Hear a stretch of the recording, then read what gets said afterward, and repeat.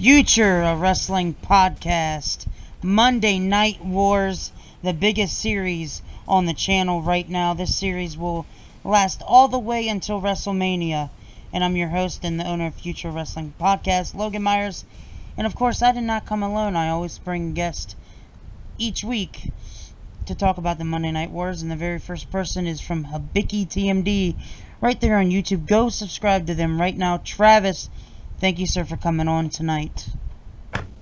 Logan, hot off the heels. We've never done this back-to-back on each other's channel. A little flip-flop. We just talked about Jeff Jarrett and the Hall of Fame signing today. If you want to check that out, follow me on Twitter at the HabikiTMD and check that out at HabikiTMD on YouTube. Hit that subscribe. Logan, you darling of a man, thank you for asking me to fill in for Drew. It's an honor to be here and talk about one of my favorite eras of wrestling. Thank you, sir, for coming on. And it's always good to have you on anything when it comes to wrestling and all that. And yes, this is the very first time we've actually flip-flop shows right off the bat, from your channel to mine. Yeah. We Iron Men tonight. 2 Cal Ripkins in the house. Yep.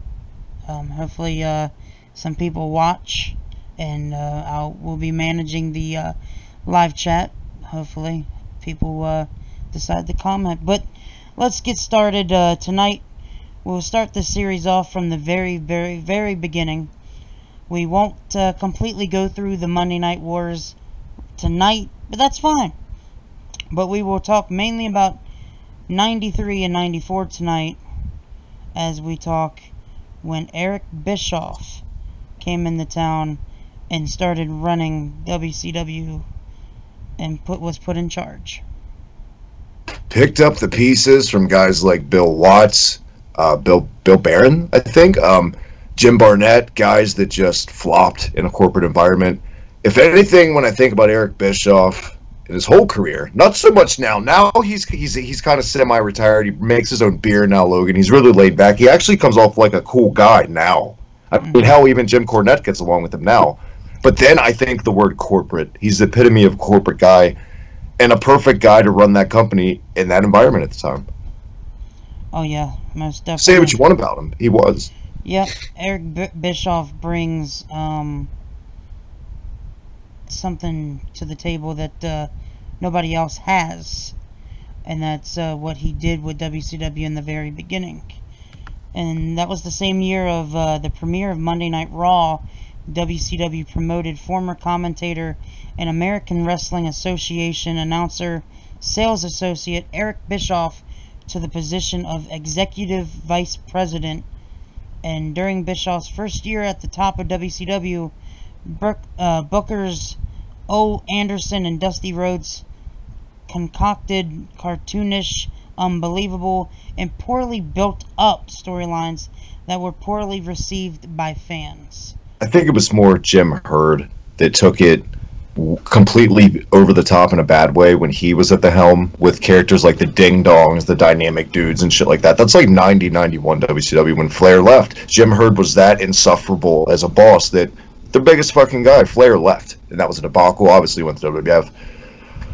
I kind of feel like, though, if anything, Ole Anderson, when he got the book around, 93, shit like that, when Flair came back, Bill Watts, another guy, what Bischoff did, the biggest thing he did, Logan, that they couldn't do was catch the product up to times. It was 1993 now.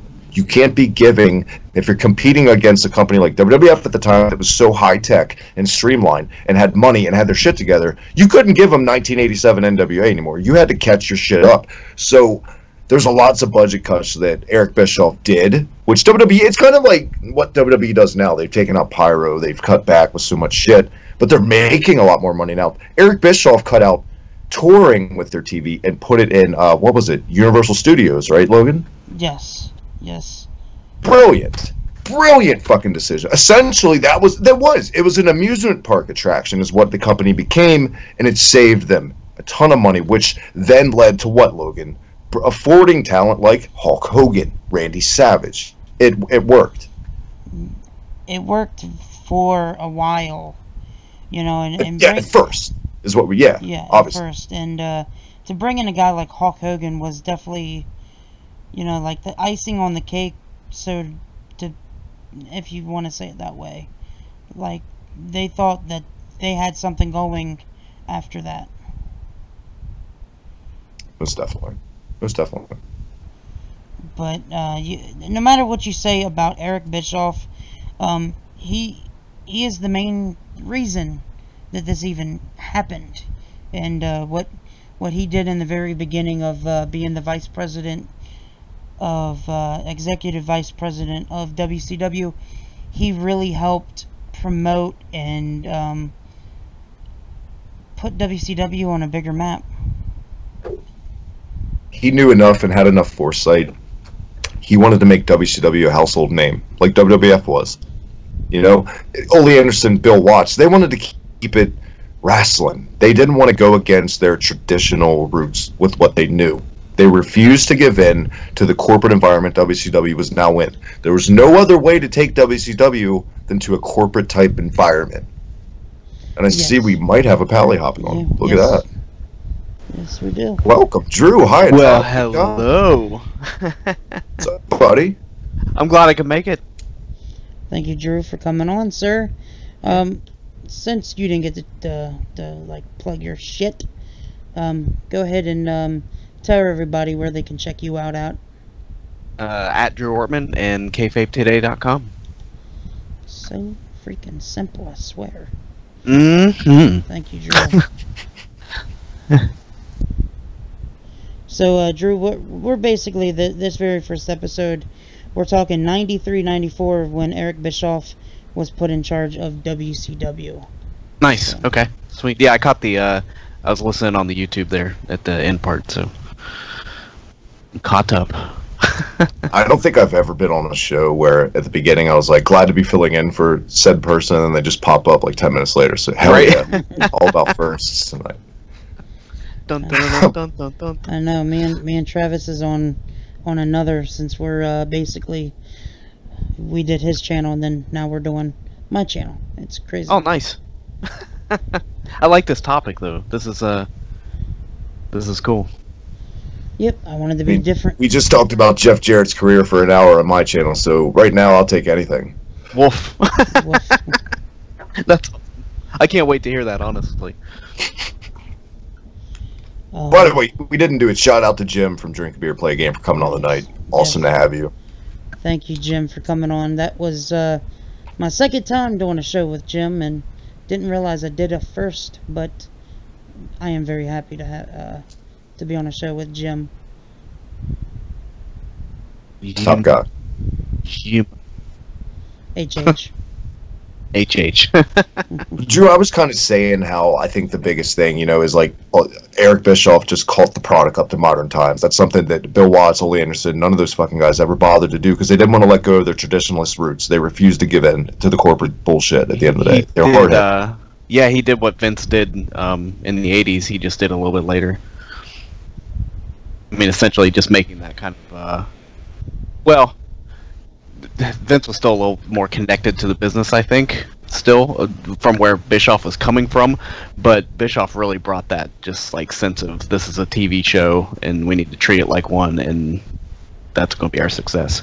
Yeah, Vince was born into the business, and Bischoff was, like, making a Ninja Star toy with Sonny Ono and trying to sell it, I think. I heard an interview about, like... if I could get my hands on one of those. Yeah. Oh, they have to exist. There has to be. Because they manufactured a good bit from the stories I've heard. Actually, you know what? Somebody just lied to me. Somebody make one, put it on eBay, make me think I'm getting one. I'll buy it. Put Sonny Ono's face on the box.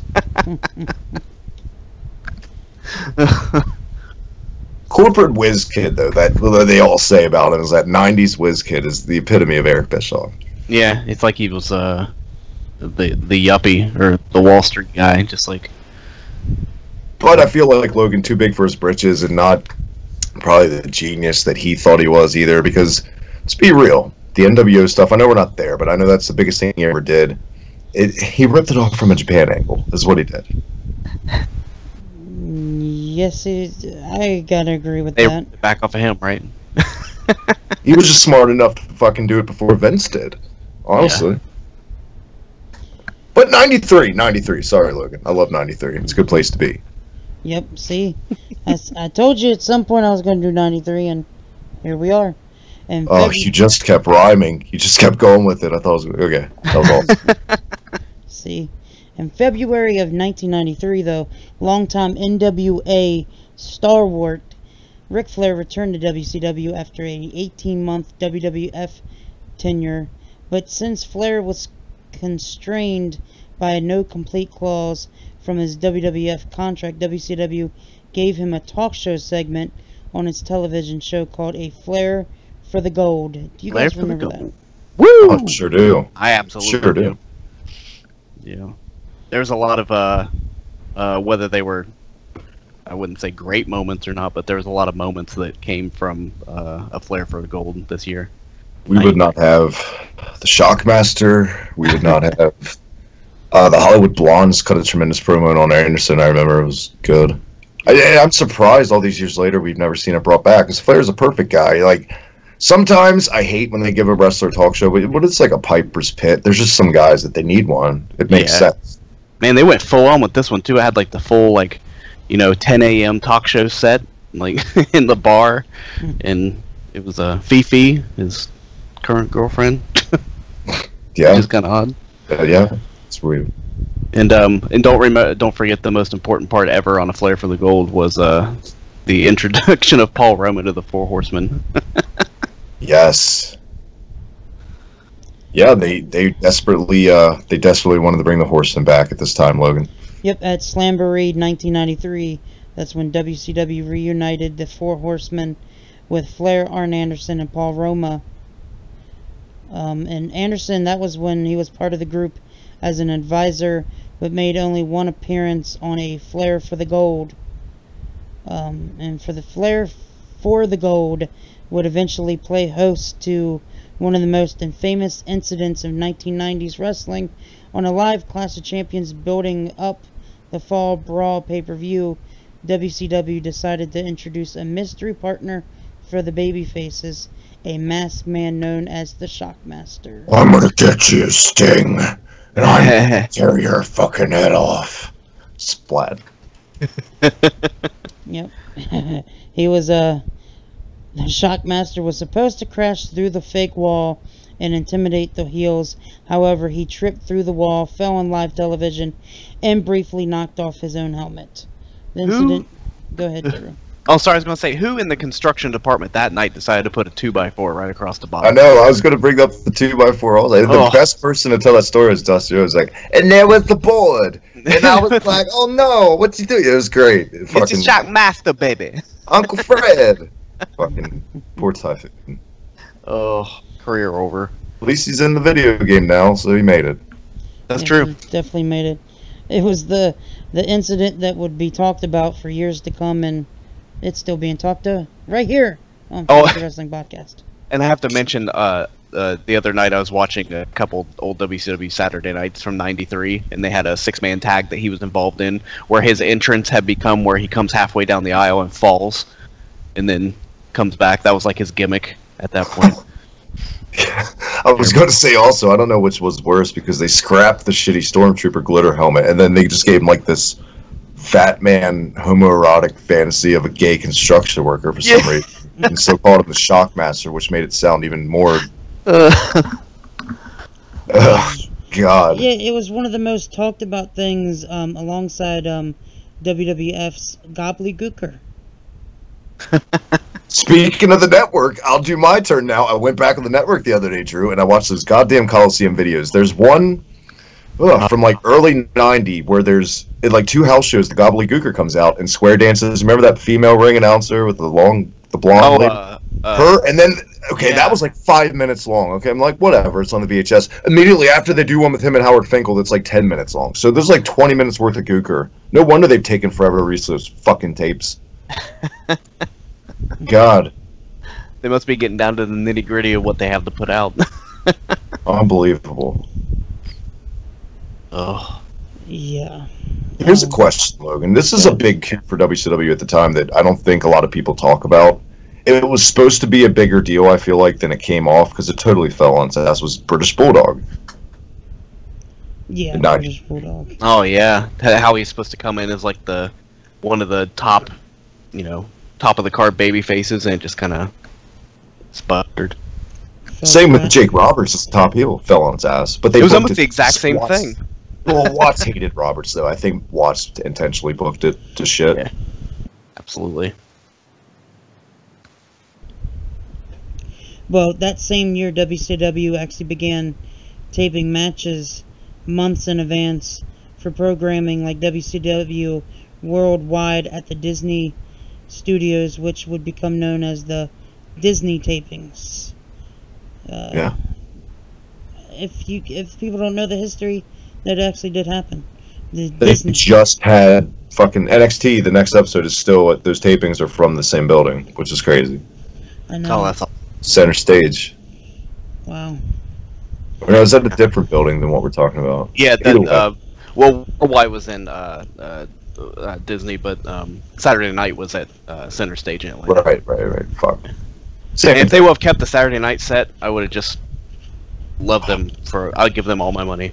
I hope it's in that fucking warehouse with all those treasures that they show videos on. Probably is. Everything's in that warehouse, I swear. Mooney, fucking. Did you see where they pulled out the Jeff Jarrett light up suit out of the Yes. truck in the warehouse? Didn't fucking Mooney start wearing it? Did he? If he should, I hope he wears it at the Hall of Fame. That'd be awesome. I could see that. Comes out on a donkey. That's the only way he's going out there. Give him the fucking jacket. This is against any other TNA version of Jeff Jarrett. Oh yeah, Don't piss me off. that's my new gimmick towards Eric. I said it on Travis's channel. I said, "Don't piss me off." That's gonna be my new gimmick towards Eric. We'll get you a T-shirt. Yeah, don't piss me off. It's gonna have my face on it. And it's gonna be a mean face this time. You need to have someone take a picture of you like mid yell, and then get it like drawn up. I can see it in my head already. Yeah, me too. It says "Don't piss me off" or "Don't fuck me." You have Like two yelling. versions up. That's just more merch. Oop. For the Disney tapings, though, that would ultimately prove disastrous. Because of the company's reputation, largely due to WCW's underestimation of growing internet culture. Does anybody agree with me? CompuServe. Where the fuck you reading that off from? I read that off of Wiki. I actually took that off Wiki. Some asshole just wrote that up in his basement. I think what happened, it was all going the right direction, like we said, Logan. At first, it the budget cuts led to being able to afford signing bigger talent. And when they got Hogan, they got Savage, those guys, it was just Bischoff knew he was taking everything in from all over the world. He didn't just have like a developmental territory system like WWF did when they bring talent in. Sometimes they go worldwide, but not as much as WCW. Even before the first Nitro, I feel like we saw an influx of ECW cruiserweight guys. Like you saw Sabu come in around this time. I don't know. Well, I think Even in '92 and '93. How could I forget all the co-promoted New Japan shows that we did? Eric Bischoff definitely was behind that. I feel. Yeah, and I felt as a fan that was kind of interesting. That's something you It didn't was. get from WWE. Now sometimes it shit the bed. Like I remember on like a Oh, yeah. Starrcade, The they Starcade. throw Masahiro Chono as a babyface in a match was just Yeah, against like Rude or something. Those were pretty bad. it's brutal.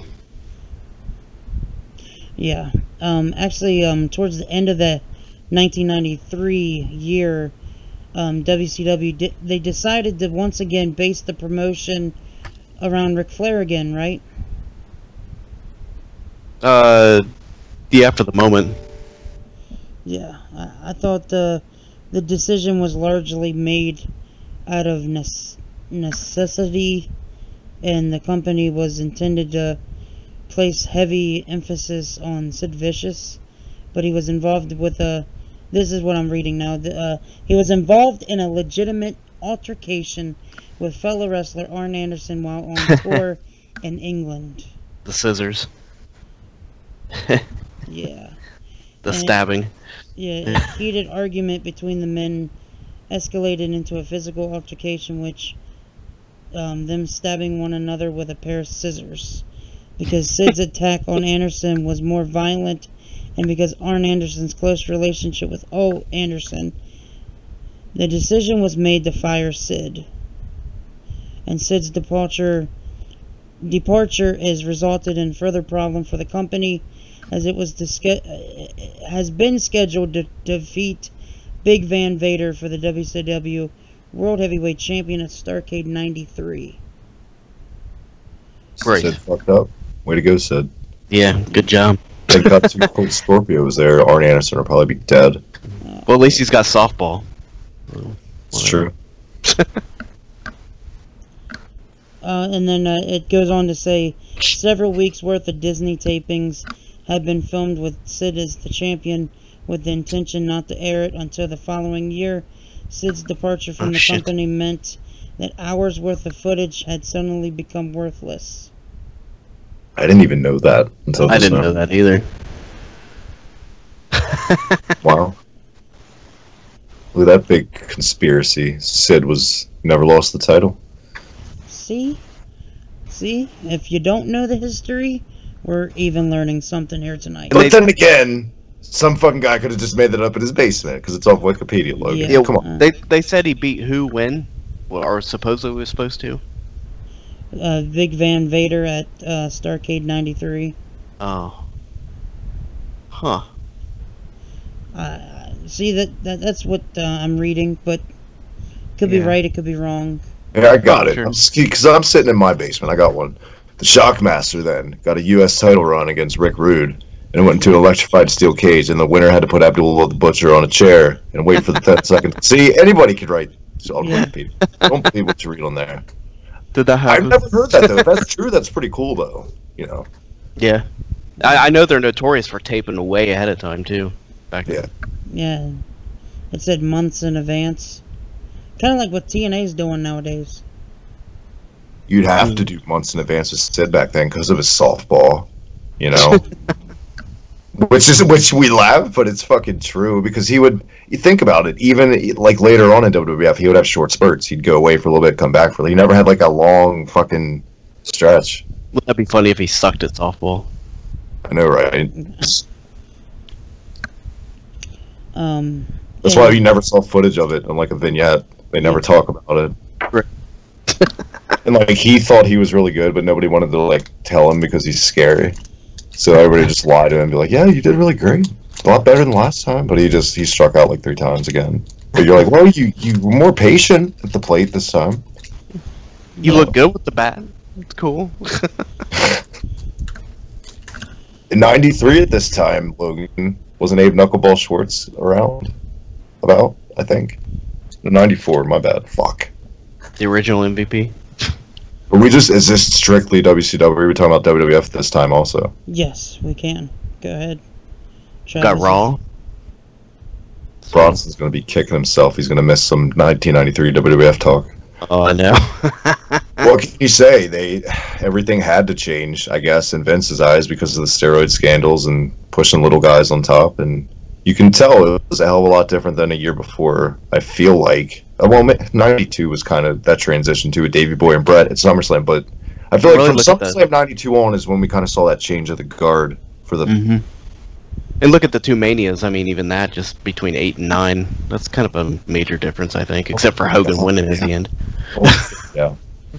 Well, the Hogan one, that's kind of any 80s WrestleMania. You could maybe throw that in or something, but I don't count that as the main event that night. I hate that match. Stupid. Money Inc. Yeah. The only thing I want to mention for 95 on this episode is that's on September 4th is when they started doing the Monday Night War ratings. Right. Yeah, when it kicked off. That was the first Nitro, right? September 4th? Yep. It was, 4th. I think the first week was Nitro against the Westminster Dog Show. Yeah, they were smart enough too to air it unopposed. Yeah. Raw had no rating, and Nitro did a 2.5, the very first show. And then the following week, I'll just mention a couple. Raw had 2.5 and Nitro had 2.4. And then the following week it was 2.7 for Raw, 1.9 for Nitro. So for the very first like three weeks, Raw beat them in the ratings. And then randomly on September 25th, 1995, Raw had a 1.9 and Nitro had 2.7. And then that's when it started getting like closer during the ratings. But we'll get into that more later down the road. So we got the first Nitro now? Yes. Let's go. Mall of America. I loved it. That was awesome. Yeah. Anything weird like that, I'm always a mark for. Escalators. Yeah. Brian Pillman, Jushin Thunder Liger. Yep. Son of a bitch. I was going to say that. First matchup. Nitro. So good. Good match. Yeah. Right before he like did loose cannon, Brian Pillman too. He was still kind of a babyface in one. Yeah. Had the red leather jacket. No, I feel like it was tremendous. The first Nitro, I've gone back a shitload of times and watched just for A, the history, B, the atmosphere, the mat. Big Bubba Rogers, Hulk Hogan main event. You gotta see what time or period it was, I guess. They should have gone with younger guys. At least a more high-profile opponent for Hogan, I guess. I don't know. Yeah. Make it quick and easy. They're unopposed, and they figured they could get away with that as the main event, which only led to like friction, right, with Savage and somebody. It was just to build more angles. Plus, I guess you gotta remember, still in that time period, the main events weren't really anything to write home about all the time anyways, either show. Smozzes are fucking just meaningless to fill time, but the meat and potatoes of WCW in its glory days in the mid-90s was its undercard, the cruiserweights, guys like that. When we get to that, but I mean, we see that on this episode with Brian Pillman and Liger. It was maybe one of the best parts on the show, most definitely. But we're forgetting the waiter shirt, guys. Yeah, the waiter shirt, which he wore on a couple occasions as I go back and watch a few things. That must have been Luger's go-to, casual wear shirt. The most shocking thing for me to see on television at the time, besides the Rockers and the Cobra, was this. It's the first time I ever remember a guy jumping this drastically, because I didn't really watch a lot of WCW till later on. Right. It's, you know. Yeah. The very first episode in Nitro was broadcasted from the Mall of America in Minneapolis, Minnesota, September 4th, 1995. The featured matches on the 1-hour broadcast was, like Travis said, Brian Pillman versus Jushin. Drew said it. Drew said it. Give him his credit. Drew said it. Versus Thunder Liger. Ric Flair versus WCW United States Champion. Sting and WCW World Heavyweight Champion took on Big Bubba Rogers. Sting and Flair, not the main event. Sting and Flair's always their go-to. I understand why, but it's I do too. Now think about this: the main event was Hogan against essentially some Bubba. Some job guy that's good. Boss Man Light. Boss Man Light, yeah. So, but if you look at the first Raw, the main event was, Taker against Damien Demento. Right. But the first Raw wasn't going head to head. That's true too. With a dog show. In its defense, I don't even feel like unopposed. That was a good call. Damien. Yeah, that's a good point. I think the biggest highlight. I know Travis really wanted to talk about this. The show was also highlighted by the return of Lex Luger to WCW after having spent the previous 2+ years wrestling for the WWF, and where he had been one of the promotion's top stars. Shocking. I know Bischoff didn't want him. Nope. It was a favor to Sting. Yep. And Luger took real small amount of money to come back, right? Bischoff said that. See, he'll make quotes where he's like, it was a long time ago. I don't really remember the specifics. But on the other hand, if you bring up another guy's contract at the same time, he'll know it just like that. So, yeah. I don't know. That's a good point.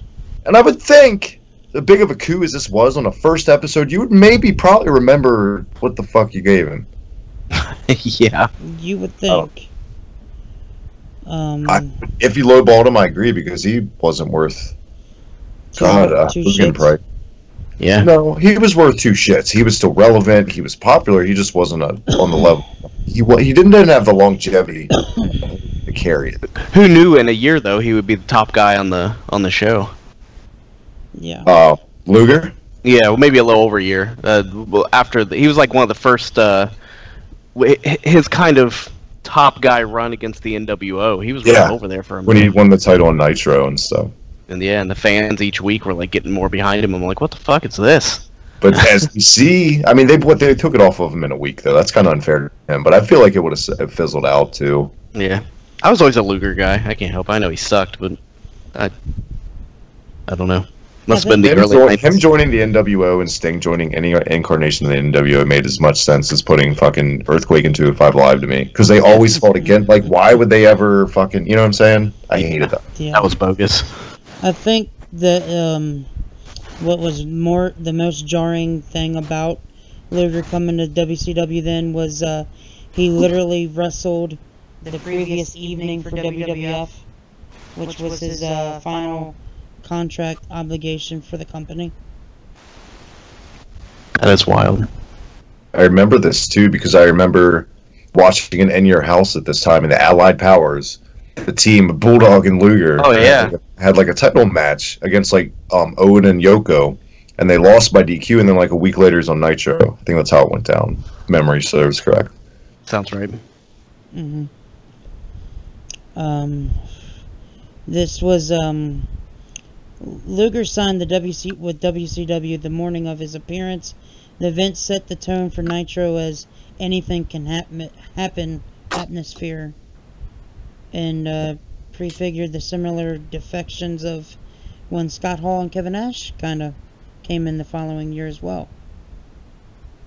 Yeah. Yeah, Nitro was definitely WCW picked up the pace right after the first Nitro kicked off. Then they started grabbing cruiserweight guys, ECW guys, just left and right, trying to compete because that's what it was. And it was all of a sudden it was cutthroat, instant competition, you know, number crunching as opposed to just tapings. You know, the fucking... Exactly. Yeah. I know we're not supposed to be really talking about this, but I'm going to do little parts of every year. So I have a question for you guys. It's a good question. Do you guys remember how many weeks... Better be. Consecutive weeks Nitro beat Raw in the ratings? 80 something. 81? We'll say 83. Travis was the closest, and it was 84 consecutive weeks. Should have gone with the year I was born. Fuck. Right, yeah, no doubt. It always goes back to that in wrestling. Yeah, but like Nitro became popular as a result of the extensive roster of stars. Randy Savage, Hulk Hogan, with some of the Buddy major Lee Parker. names. Yeah, yep.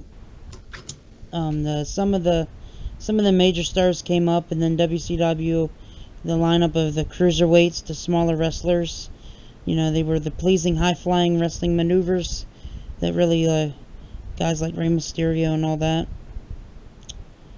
It provided a strong set of matches, and with that introduction of the NWO later down the road, but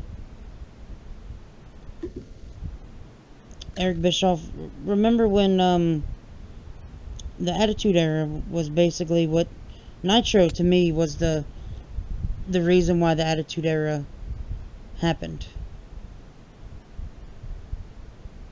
Yeah. Yeah. In a way, sure. Because I just feel like if it wasn't if it wasn't for like the ratings battle, I don't even think there would have been like an Attitude Era where they had to like jump on that bandwagon to like get the ratings up. So they had to do something that was going to spike the ratings and all that.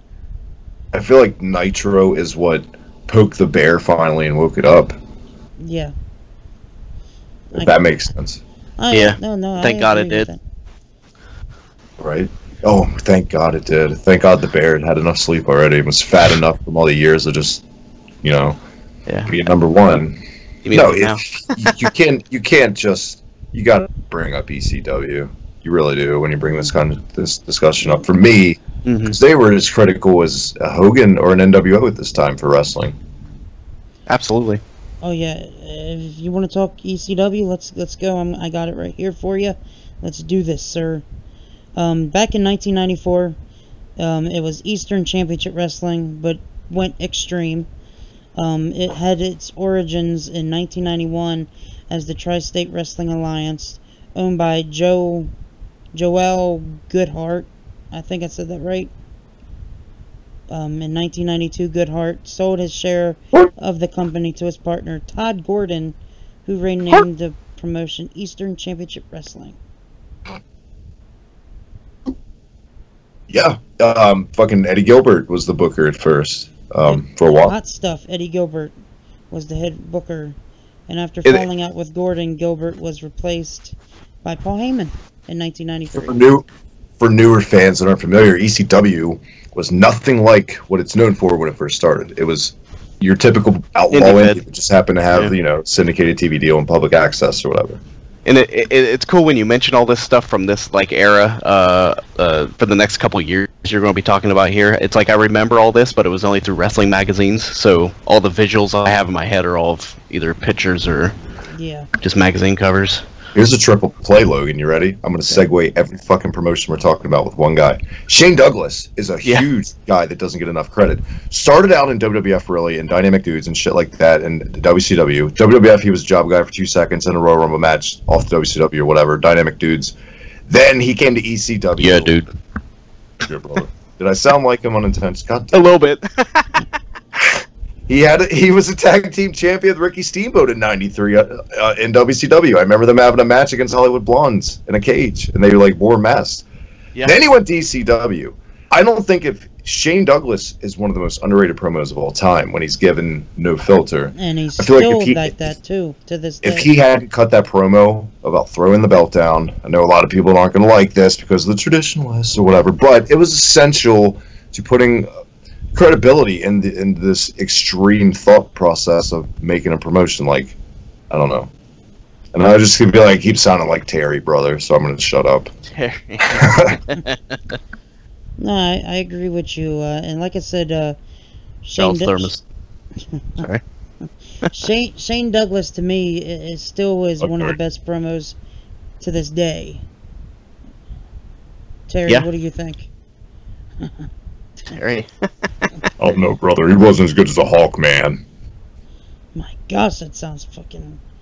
Wow. But I'll tell you, dude, Terry Bollea would never throw a belt down, brother. Hulk Hogan would. A lot of people say Shane Douglas kind of got a pass because he was allowed to cuss way more. Like, he would say fuck all the time in ECW, which obviously is a biased advantage. Yeah, obviously that's going to get you over and seem cool when other guys can't cuss in other promotions. Well, I disagree. I feel like he had it in that great heel type way. And I've always thought Triple H kind of ripped him off. Like Douglas in like 98, 99, where that leather fucking biker hat. Triple H totally ripped off his promo style, his look, I feel like. Yeah, and I honestly think he came off never in the other two promotions, but for some reason, and he changed a lot from there to ECW. So don't get me wrong, saying he couldn't get over. It's just the transformation was insane, and he really looked and felt like a top of the card champion. One of those guys that's like a true coming of age story as far as their character progression in wrestling. Because that short time between WCW and ECW, I mean, it was insane how much he changed. Mm-hmm. Completely. Hi, I'm John Laurinaitis. I used to tag with shit. I just want to do impressions. Go ahead, Logan. No, you're good, bro. Don't worry. All right, bro. But like I said, Gilbert was replaced in September of 1993 by Paul Heyman, known as on television as Paul E. Dangerously. Man. I swear to God, I thought you said Gilbert. My bad. I did too. Gilbert. I wish it was Gilbert that ran ECW instead of Eddie Gilbert. There have been a lot more pyro. Fuck yeah. Little pyro. Little pyro. Gilbert's cool. You met him too, Logan, because we're in the same area, right? No, He's a I've cool never guy. met Gilbert. He's like a high school football coach for like a really good team around here. If nobody's ever heard of this, James Ellsworth. Actually, I've heard about this and actually read this. He's actually told a couple fans at a show. When he was in middle school or high school, I can't remember what he said, but Gilbert was his janitor, and that's how James Ellsworth got into wrestling. Wow. Wow. So, if people didn't know that, it was How did you? I don't remember ever, like, approaching a janitor in any school, like sparking. Like, you hear stories about it, but I've never sparked a conversation with a school janitor. Maybe you guys have. I have. Have you? There you go. I was actually best friends. So it's not a lie. It's not a myth. No, the janitors and the cooks when I was in middle school actually gave me like. They knew I was really big into wrestling, so like they literally went and bought me like over $200 worth of wrestling figures and stuff. What the fuck? Wow. What's up, Izzy? I did not. No, I didn't even ask. Like, Izzy Myers. I had the Money in the Bank set and all that back then, and shit, it was fun. That's it was awesome. Nice of them, you know. But my personality. What it comes down to, like, it's me. Could you stroke your fucking ego anymore, Logan? Somebody has to. You want to put down the Hulkster for his shit? Look at you. You're way bigger ego than Terry, brother.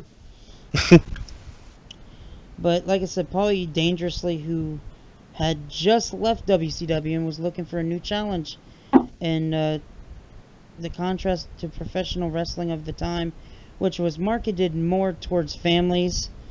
Eastern Championship Wrestling was geared more towards adults, and fans who craved a more athletic and violent wrestling product, that which eventually successor of Extreme Championship Wrestling, aimed at product at males of 18 to 35, breaking few taboos in professional wrestling such as blading. Heyman saw ECW as the professional wrestling equivalent to grunge music movement of the early 90s. Yeah. Yeah, well put. Very much. ECW. It's all fact. I mean, you can't argue any of that. That's exactly what happened. Mm-hmm. Well, Paul Heyman focused on taking ECW, known before Extreme Championship Wrestling as Eastern Championship Wrestling, in a new direction. In 1994, Jim Crockett Jr.'s non-compete agreement with Turner, to whom he had sold in 1988, expired, and he decided to start promoting with NWA again. So in ECW's home city of Philadelphia, on August 1994, Dennis Coralluzzo. Yep, I can't say that fucking name for some reason. Alleged that Crockett and Gordon were attempting to monopolize the title, and stated Crockett did not have the NWA board's approval, which resulted in personally overseeing the tournament. Pretty much, it was Paul Heyman saying "fuck you" to get his own promotion over, which cutthroat but smart. It worked. Yep, it did not fail at all. It was never gonna fail. It was the moves like that made ECW what it was. It had to happen. Mm. And like you said, Travis, earlier, this is the next thing. Look, it's real simple for people who want to criticize Heyman for this. You're swimming with sharks. You cannot be a guppy, or you're not going to make it. You're not going to make it. NWA. This was essentially just like we said, an outlaw indie, kind of maybe a Ring of Honor level, I would say, first time, right? Yeah. Something like that. Yeah. And this was the 90s. That's a good comparison. This is the fucking 90s. Anything was up for grabs. You took. That was the theme of the 90s pro wrestling. You just took everything. Now it's like, so we say all the time on all of our shows, anything we're on, it's such a different era where WWE mentions other promotions and shows footage. It was nothing like this then. Yeah. But like the next topic that they said was actually what you mentioned earlier. Gordon and Heyman planned to have Shane Douglas, who was scheduled to face Too Cold Scorpio in the tournament finals, throw down the NWA World Heavyweight Champion upon winning it as an act of defiance. And then when Heyman pitched the plan to Douglas, noting that the only negative would be the NWA traditionalists would just see them as traitors to tradition. And a lot of people don't know the "fuck you" in this from Paul Heyman wasn't actually this. Dennis Coralluzzo, this was a work. This was all mapped out for Coralluzzo, him throwing the belt down. Coralluzzo at ringside and those guys, they knew. What they didn't know, this was supposed to be a continuation to promote both things. Paul Heyman just said, no, that was pretty much real. Like, when he tried to contact him, what I've heard for, like, the next shows coming up, Paul Heyman just never looked back. It just kept going. It really was a fuck. And Dennis Coralluzzo figured it out, like, he really did fuck me. He really did fuck me over. That's basically what happened. And so epic. yeah, and little do people know what ECW, Paul Heyman was actually not really the ones that was paying to keep ECW alive. It was really WWF and Vince McMahon. At first they were. Yeah, at first it was everything Paul Heyman, and then guys like Tommy Dreamer and some of them ECW originals used their own money to try to keep it alive and keep it going. And then came down to like Paul Heyman up against the wall. Paul Heyman, same thing we said about Bischoff earlier. Exact same thing almost. Just turned up to a higher level of extreme cliche is that he caught the product up with the times. That's what ECW did for all wrestling. It was like, hey, you're giving them this hokey fucking... God, bring up any 80s guy in a hokey match. In 1994, when there's television like NYPD Blue and all that kind of stuff that was getting pretty graphic, you gotta, keep interest. You don't want to be passe. You don't want youth. Your demographic's supposed to be like that 18 to 34 demographic. You don't want them to look at your product and be like, well, this is my grandfather's wrestling. Like we said, that you don't want that. Yeah. Yep, I agree with that. And maybe you could say that. I would say ECW caught the product up way more than ECW did. WCW and Bischoff, as brilliant as some of his decisions were, at the end of the day, for me, he picked up scraps from other people's ideas. That's exactly what Bischoff did, as opposed to Heyman, who had the bigger balls and just said, you know what, we're going to take this risk that's never been done. Heyman should definitely, I feel like, get praised more for that than Bischoff. Yeah. I agree. I don't mean to be so preachy tonight, but I'm digging it. No, that's good stuff, man. No, That's good stuff. I love talking about this time in wrestling. I don't get to do it enough, is what it is. Yeah. So, yeah, that's why I have you on here, sir. There was plenty of stuff to talk about for the Monday Night War and all that. So, if there's anything you guys would like to mention or talk about. The first Monday Night Raw we didn't talk about since we were not. I want Drew to kick it off. What's your favorite part about that show besides Rob Bartlett? Man, that's hard. Okay, setting aside the atmosphere and the building and the weirdness of it and everything, beyond that, maybe Bobby Heenan. Me too. Sneaking in. Yeah, I think that was the best. It was funny and it was consistent, and yeah, that was the best. Yeah. You look at that card. There's not a lot to work with as far as the in-ring product that night. No. Not even a little. Oh. The very first match, Logan. My trivia to you: what was the very first match in the history of Raw? The very first match. It wasn't it Yokozuna defeating Coco Beware? Give me Myers. You're right. Myers. Give me Myers. Good job. Well Logan. done, sir.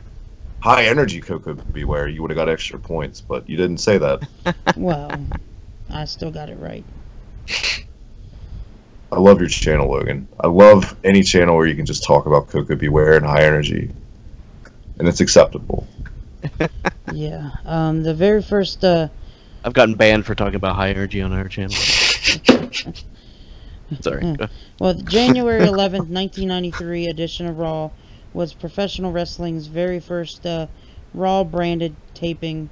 The very first episode aired on live on USA Network, and it scored a 2.5 rating.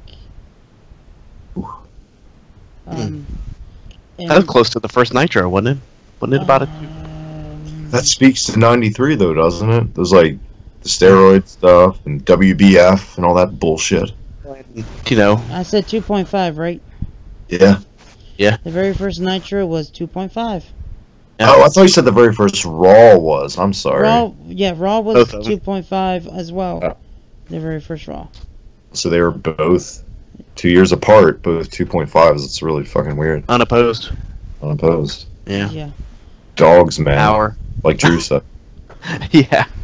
But the show began with backstage interviewer Sean Mooney, who plays in front of the hall the gatekeeper Love Sean. for Bobby the Brain Heenan, who is determined to attend the debut episode of the all-new Monday night show.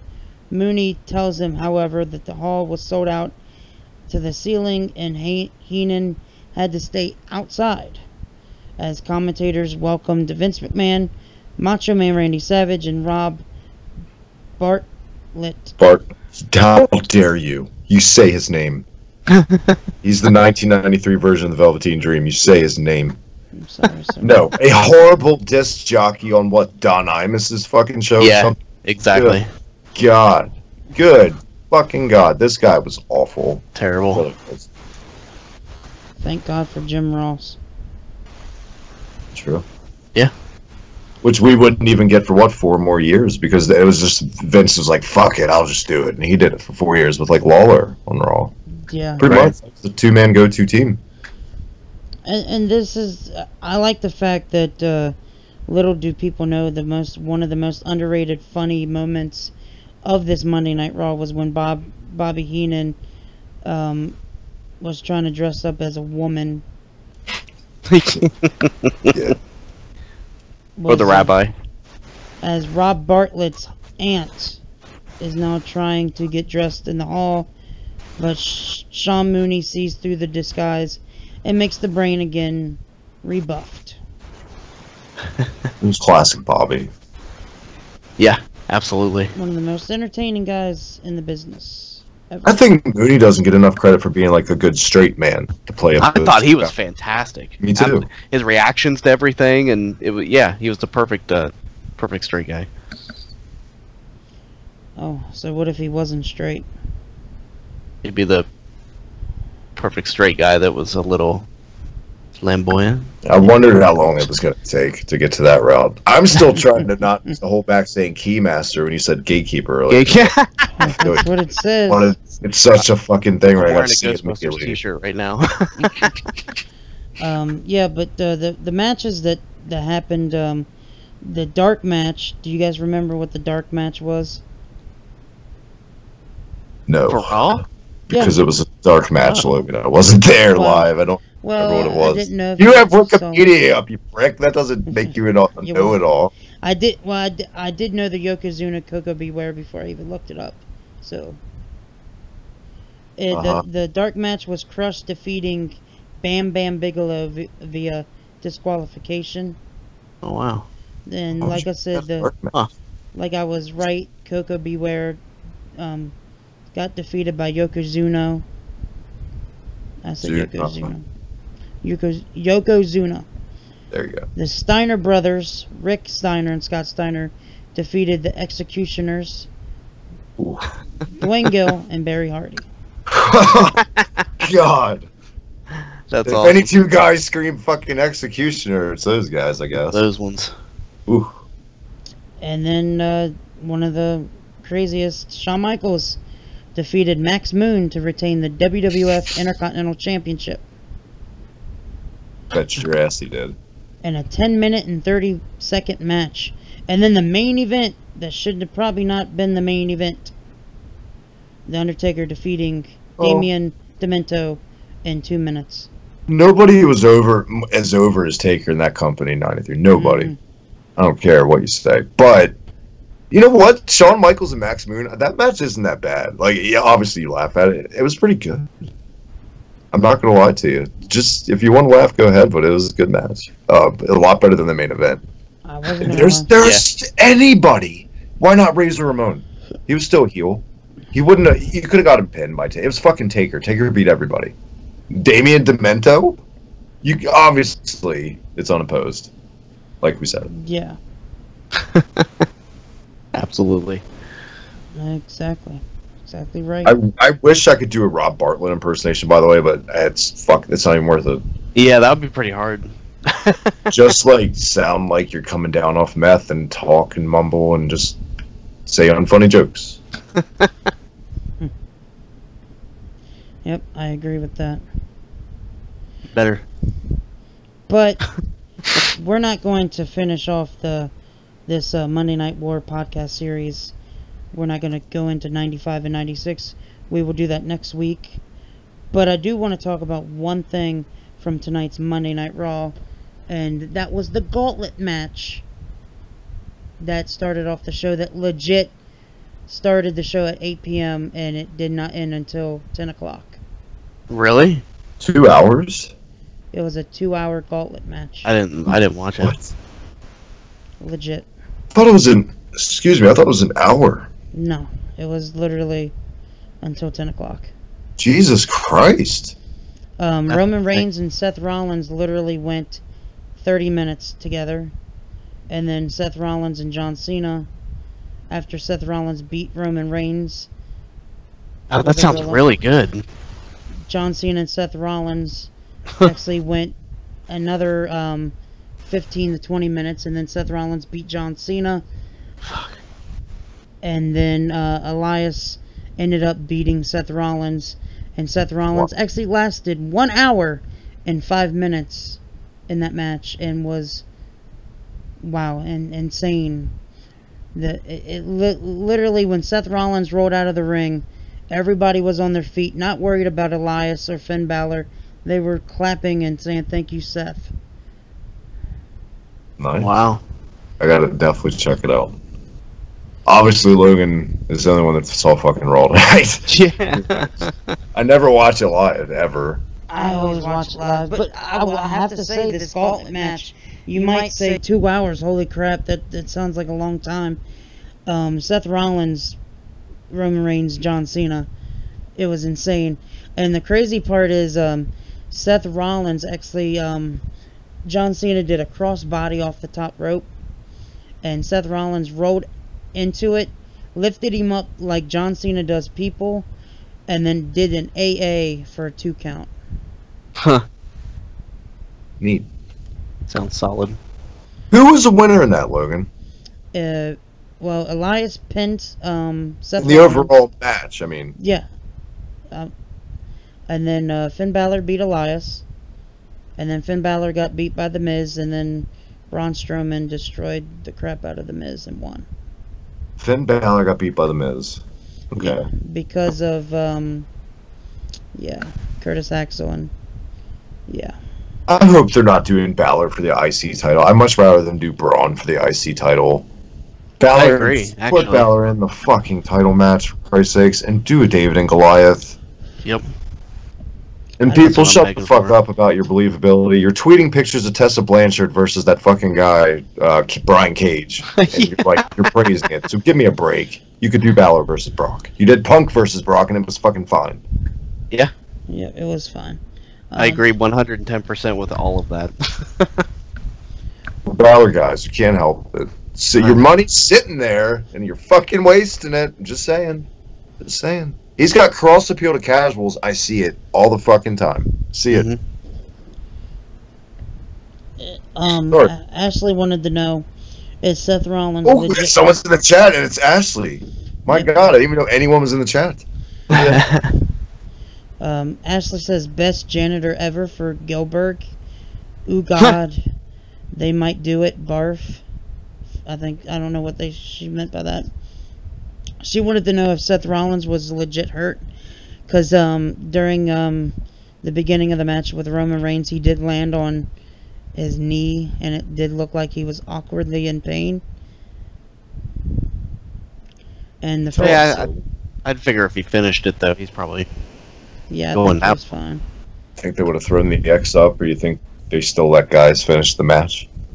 Yeah, well, just at being in the ring that long as he still had to go. I don't know if they would let him go that long. Yeah. If he was in there for an hour or whatever.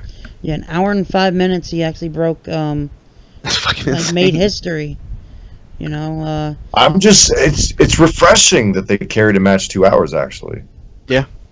Like that. yeah. And it seems like it told a great story from what you're saying, right? Seth Overall. Rollins, yeah, Seth Rollins starting the match off with Roman Reigns. I was like, Would it be oh, funny if Logan booked all this himself and at the end of this he's going to be like, I'm just kidding, Raw fucking sucked. Yeah, he's like, yeah, I'm just playing WWE 2K18 right now. So like, No. no, I know it's legit. I saw stuff on Twitter about it, but I thought it was only like the whole match was an hour, Nope. and I it thought was- Rollins went the distance, but he lost in the end. But I was wrong. No, Rollins starting the match off with Roman Reigns was, I was like, holy crap, they're actually going to do this? Like, I didn't expect them to actually do this. And Roman Reigns and Seth Rollins put on a great match. There was some moments where I saw a couple moves from Roman Reigns that I normally don't see. I give people, and you know what? I love guys in my group chat, but I give guys in my group chat shit all the time. With the blind Roman hate, we defend him all the time on Kayfabe Today. Don't give him a mic, but he's not. No, he's not a bad. No. They're not allowing him to show off what he can probably do in ring. He's probably almost as good as the Usos. I know that's a hot take, but I could not as high flying, but I feel like his moveset's more diverse. They just won't let him do it because they want him to be this shit kicker. Yeah. I can see that. Ashley says, "Wow, I am a fucker. Been here talking to myself. LOL." Sorry. I don't have the Ashley. chat up because if I pull the chat up, I'm afraid my internet will crash. So I have not seen the chat at all this whole show. And Logan is supposed to be manning his own chat as it said shit. So blame Sorry. Logan. Blame me. I'm sorry. Like I said, Roman Reigns. I might have to unplug my. Nope, no, it's good now. Roman Reigns and Seth Rollins was, I think it was like 35 minutes. It was pretty damn good.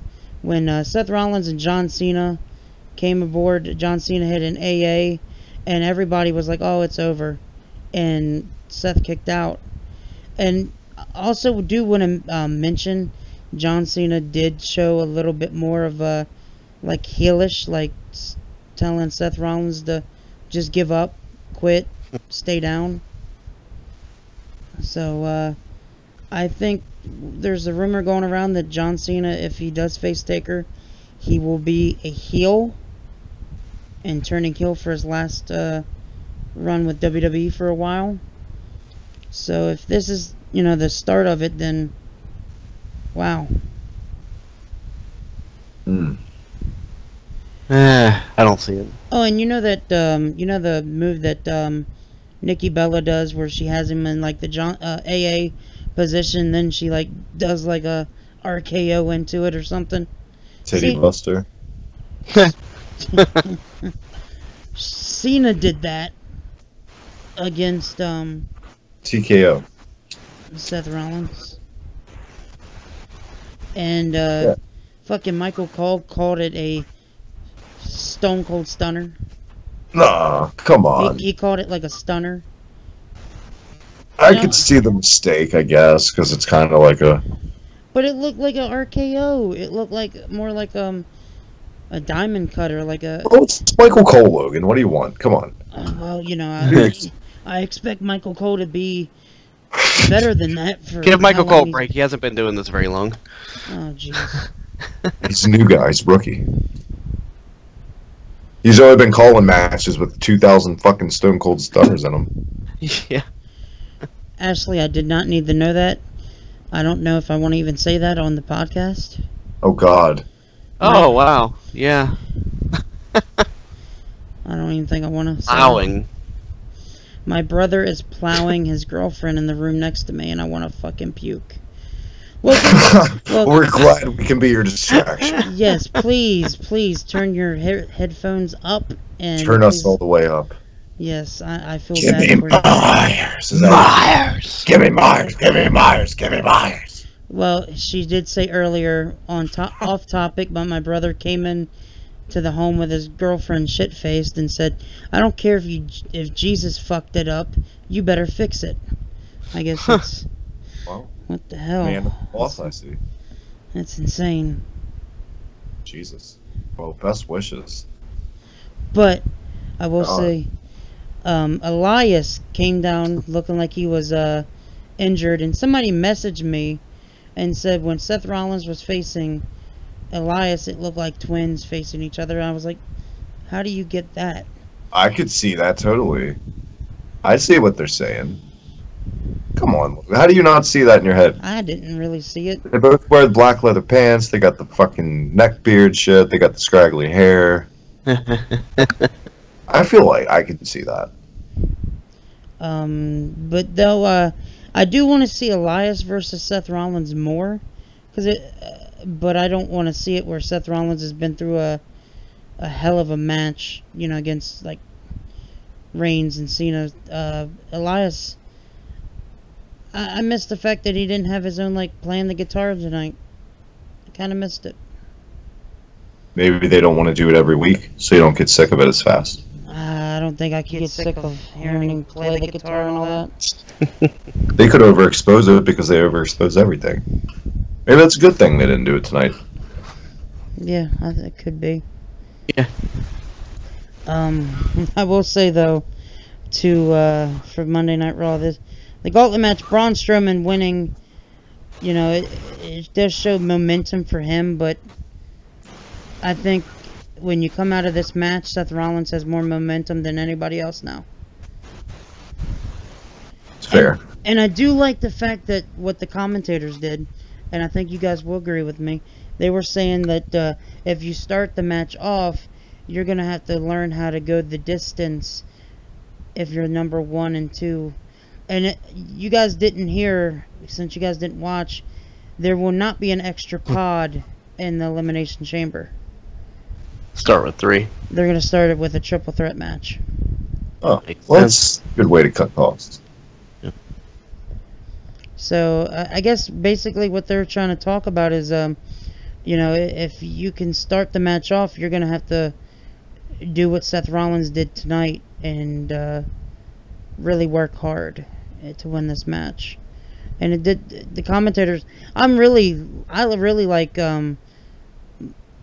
the fact that Jonathan Coachman and I'm so glad the coach is back. yeah, so glad he's back. In just a couple weeks, he has so much chemistry with Michael Cole. It's weird though. It's still weird to me that Jonathan Coachman's back when I watch it. Yeah. Yeah. Hasn't sunk in now. yet. Yeah, he's done SportsCenter like so long. Yeah, but him coming back, it seemed like he didn't even lose a step on commentary. Like he really makes the little things in a match like he can really tell a story, and that's something Booker T never did. Then it helps that I think he's a true fan. Like he's been watching since I believe he left, at least up until recently. And that's one thing I think people don't. Michael Cole's actually a true fan. Like he used to watch the Bob Backlund days and stuff. He said he was a news reporter that just happened to love wrestling and fell into it. But yeah, I agree, Logan. Yeah, Michael Cole. And then there was rumors that Michael Cole will eventually be moving to a backstage role. So I could easily see Michael Cole leaving and just them keeping Coachman and them. I think it's time. I think it's definitely time for a change at the helm of the flagship show for the League Board. Maybe even a change to bring it down to 2. Yes. Just Coach and Corey. Yeah, Period. Corey and Any fucking show make it 2 because none of them are except 2 of 5, right? Yeah. yeah. Well, there was a rumor if Michael Cole does leave, that they were planning on bringing what's his face up from NXT. 3's good sometimes. I liked it in WCW when they did it. They had 3 men. Yeah, Sometimes. that's true. Depends who you got. Yeah. So Sure. apparently the rumor is Ronaldo, Coachman, and Corey will be the 3 on Raw. Wow, Morrow. That's pretty impressive. of a lineup. You Yeah. know? I'm only saying Corey included in that. I know he's still like kind of new to it, but man, he's fucking fantastic. Uncle Paul stacking the deck, man. Now he's got control. I'm telling you, it's what we're seeing right now. If that's true, it's another layer of just showing that Uncle Paul's fingerprints are over the main products now more than ever. And you know what? With those little things, I'm starting to have more faith and confidence in that change. Yeah. And I thought you were going to say the overall product too. There's this. Well, I mean this that change ups- as in the overall product, absolutely. except SmackDown. Let's be honest. Yeah. And, Well, that's why I mentioned that this 2-hour match, it was so different tonight from Monday Night Raw. Like, it was really, like, I never when I first heard about this gauntlet match, I was like, well, you know. Oh, gee, wait, you mean it was like an episode of NXT? Uncle Paul. Yeah, I was like, if this gauntlet match is happening, you're putting everybody on just one match. What are you going to do the rest of the night? And then when it happened 2 hours, I'm like, damn, this was smart booking. But what was not smart was the women's match ending the night, the 6 women's match. Just didn't, yeah. Now we get to anti-Steph. Yeah, and then Apollo, the news is that Apollo is losing Cruz, so he will be only called Apollo. Wasn't it because some guy just, his last name was Cruz? Like a murder? I don't know, but I really think it's stupid because Apollo Cruz can't lose. That'd be a pretty decent, gimmick. Should have just let him have fucking Uha Nation. It was fine. It was different enough. It was. Get rid of Apollo and just call him Cruz. I just think Terry Crews. Terry Crews. It's spelled the same. Fuck, kind of look the same. Do Is the the pig haircut? dance. But what I'm scratching my head on this, and I think it's Stephanie booking on this one. It's not Uncle Paul. Titus and Apollo defeated Cesaro and Sheamus again. Yep. I don't hate that though because the tag division has been 2 teams since July. I think that's another reason that we didn't bring up that I think fans are so behind Rollins right now.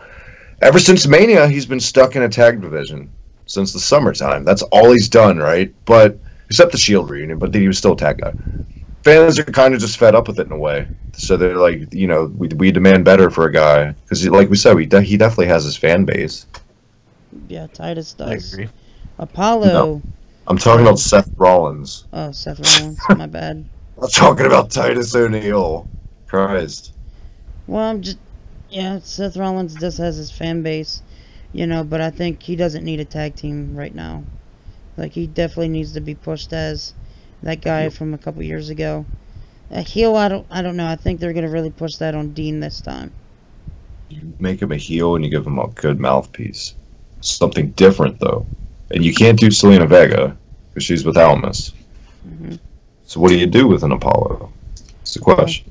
I think Apollo needs to stay in the tag team with Titus. There's him. Need him. I don't even think putting a mouthpiece with Apollo is going to help.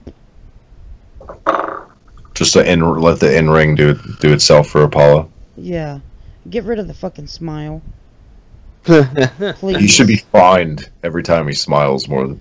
Kind of like Finn Balor. Like, please stop smiling. Ugh. I think his is leading to something though. I think it'll be really cool if he goes heel and then he's still smiling. Like just evil. Did you see his... Evil. It was like a YouTube thing, whatever I saw, like all the guys in the chamber cutting from him. It was him, it was Balor backstage walking, and the line was like, I might be the underdog, but I'm over dog. Literally, that was the line. Oh my god. Oh, What the hell? how bad is that? Who That's wrote pretty that awful. shit? He must I gotta have. find it. I gotta find it. Ugh. Also, Asuka had an in-ring interview with, I can't remember if it was, Charlie Caruso or whatever, or if, I can't remember who interviewed her, but, Nia Jax, came in behind her and basically, destroyed Asuka and sent a message for Elimination Chamber. It's because she's been working in Hibiki Pro, seasoning her skills. I'm starting to believe in Nia Jax. But I just don't see her. I don't know. Do you guys think Nia Jax will win and actually make it a triple threat? Yeah. So I could see that. You think she's actually going to defeat the undefeated? It's a way for Asuka to lose without losing. Maybe Asuka accidentally does a disqualification because of all the weeks of the attacks. So then Nia Jax added. There's got to be some end game to why they're involving Nia. Unless it's just to give Asuka another boost before Mania, just another one to chalk up. Either or. And if you guys haven't seen the video package of Ronda Rousey, I would prefer you to go watch it. They really like the video package. Legit, really makes her seem like a legit badass. I'll get on it, Logan. So, and then like I said, the main event was the 6 women's tag team match: Bayley, Sasha Banks, Mickie James versus Alexa Bliss, and yeah, absolute shit. Well, yeah. Go ahead, Drew. Oh, I did catch part of that match, and it was just kind of a cluster. Yeah, it was. And it just makes no sense. 1 minute you have Alexa Bliss best friends with Mickie James, and then they're facing in a six women's match. Mm-hmm. And then there was no Kurt Angle for the night. Legit, he was not there. Right. I don't understand it. I don't understand it.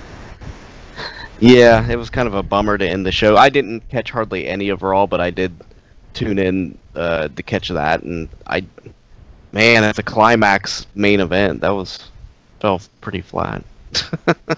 Yeah, and that's why I thought the gauntlet match should have ended Monday Night Raw. But I see why they did it in the beginning, so they can know how long they had for the match and all that. Yeah, probably worried about timing more than likely. Yeah. I don't know. Tonight was good for the gauntlet match, but everything else was just like okay. Yeah. Just kind of there. Yeah, and I kind of like the fact that Apollo and Titus won, but then again, that really does not help Cesaro and Sheamus. No.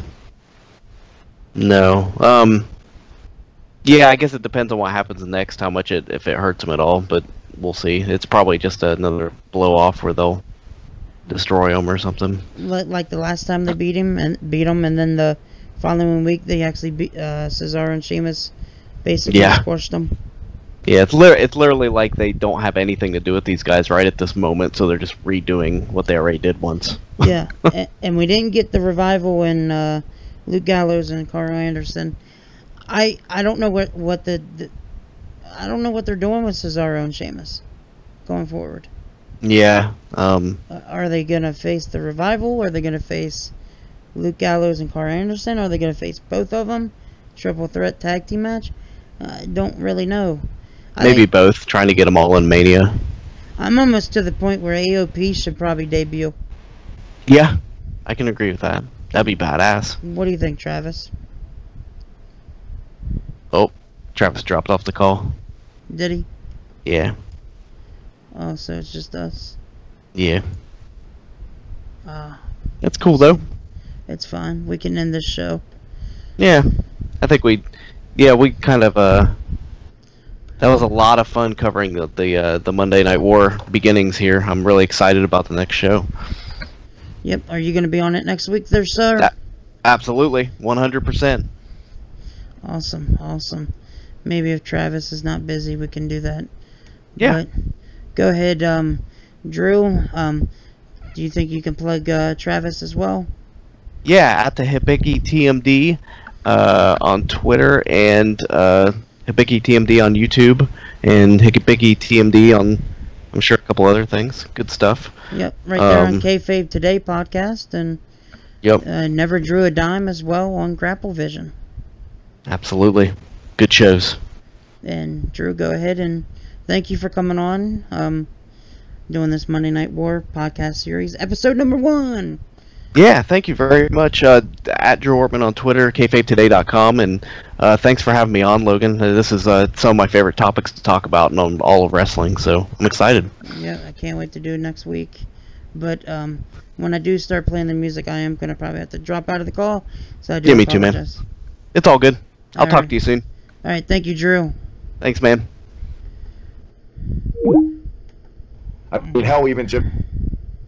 And you guys, of course, you guys can check me out right there on Twitter at Logan Myers 144.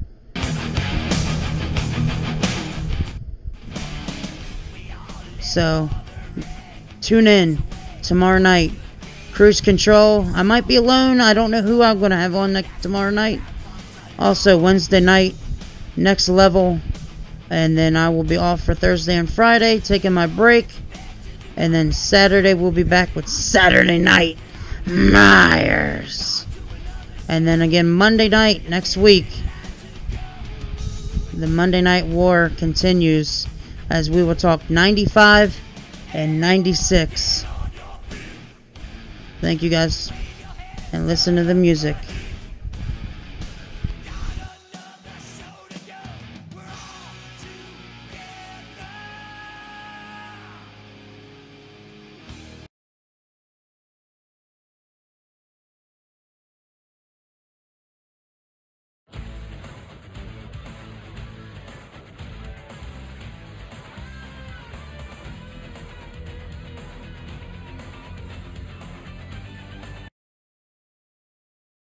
Got that new home edition and you're keeping it.